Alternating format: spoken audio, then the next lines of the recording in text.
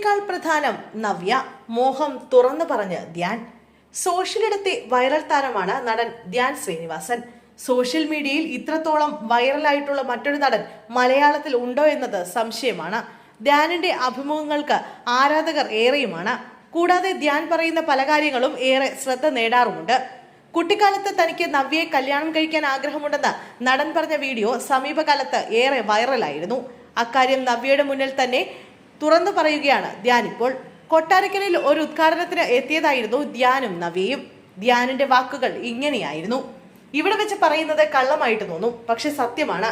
സംഘാടകരിൽ ഒരാളായ കൂട്ടുകാരൻ മെസ്സിയെ കാണാൻ ഒരവസരം തരാമെന്ന് പറഞ്ഞിരുന്നു. ഞാൻ പറഞ്ഞു വരാൻ പറ്റില്ല, കൊട്ടാരക്കരയിൽ ഒരു ഉദ്ഘാടനമുണ്ടെന്ന്. മെസ്സിയേക്കാൾ വലുതാണോ നിനക്ക് നവ്യയെന്ന് അവൻ ചോദിച്ചു. അതേന്ന് ഞാനും പറഞ്ഞു.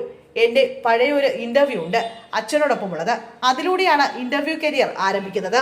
ആ അഭിമുഖത്തിൽ കല്യാണം കഴിക്കാൻ ഒരുപാട് ആഗ്രഹിച്ച ആളാണ് നവ്യ നായർ എന്ന് ഞാൻ പറഞ്ഞിരുന്നു. അന്നത്തെ കാലത്ത് നവ്യ നായർ, കാവ്യ മാധവൻ അല്ലെങ്കിൽ മീര ജാസ്മിൻ, ഇവരിൽ 3 പേരിൽ ഒരാളെ കല്യാണം കഴിക്കണമെന്നതായിരുന്നു എന്റെ ലക്ഷ്യം. പക്ഷെ അത് നടന്നില്ല.